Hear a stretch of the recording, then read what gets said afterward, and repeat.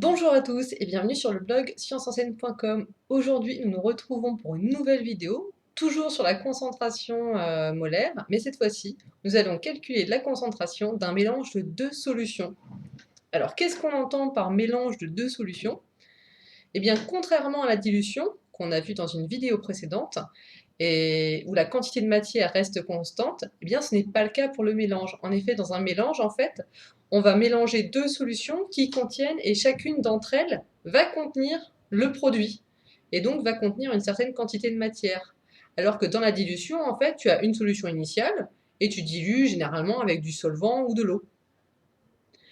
Et donc, dans ces cas-là, donc à la dilution, tu peux dire que la quantité de matière est constante. Bah oui, tu n'en rajoutes pas. Quand tu rajoutes que de l'eau, tu ne rajoutes pas de quantité de matière. Là, par contre, on parle vraiment d'un cas où on a deux solutions et chacune d'entre elles contient le produit et bien sûr à des concentrations différentes.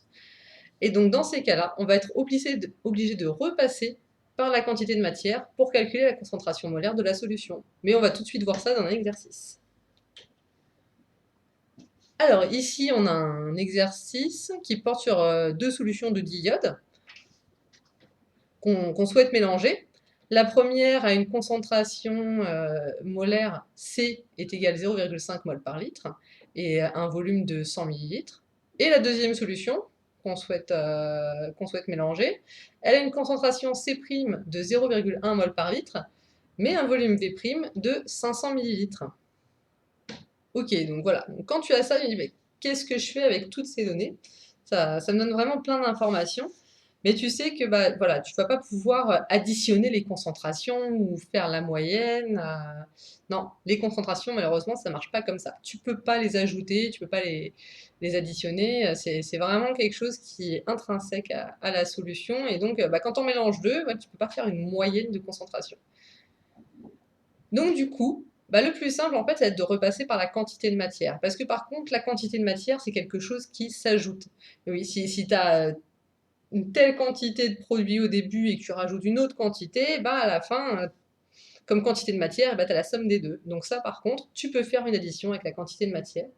Donc, la première étape, c'est de repasser par la quantité de matière et de calculer la quantité de matière totale que tu as avec tes deux solutions.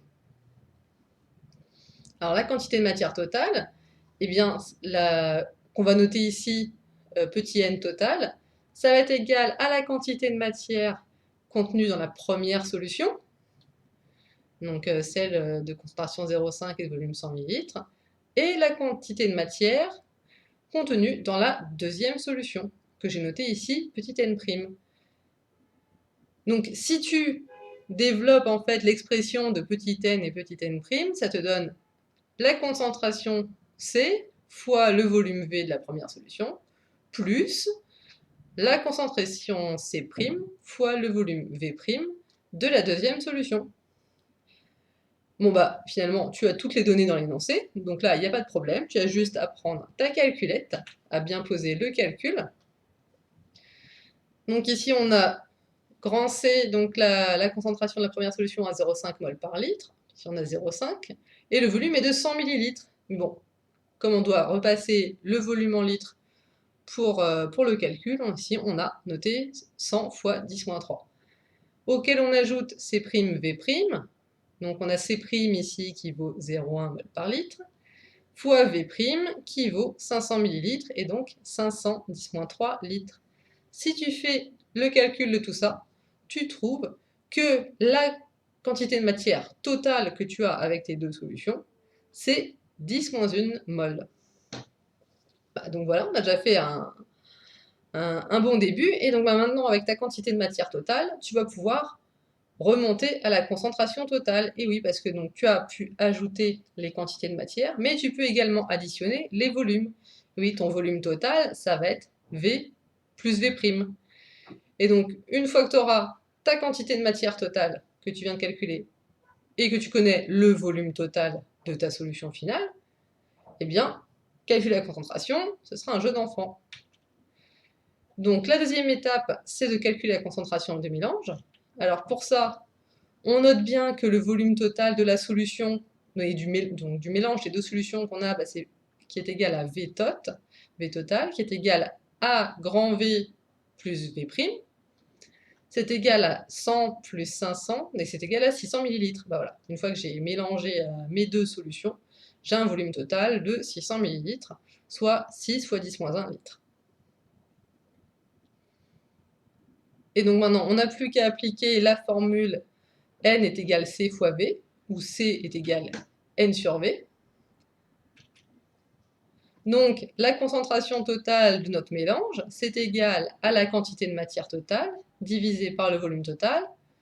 La quantité de matière totale, on vient de la calculer ici lors de la première étape. Et le volume total, eh ben, c'est juste la somme des deux volumes. On vient de l'exprimer ici. Donc maintenant, tu n'as plus qu'à prendre ta calculette pour faire le calcul. Et donc ça nous donne 10 moins 1 mol divisé par 6 fois 10 moins 1 litre, ce qui nous donne une concentration finale de 1,7 fois 10 moins 1 mol par litre. Voilà, écoute, j'espère que cette vidéo t'a plu. Si jamais elle te plaît, n'hésite pas à le dire en commentaire. Mais si tu as encore des questions, n'hésite pas aussi à les poster en commentaire. Si tu souhaites être averti des dernières vidéos mises en ligne, n'hésite pas à t'inscrire à ma newsletter. Tu recevras également en bonus gratuit mon guide pour travailler plus efficacement. Voilà, à bientôt sur scienceenseine.com.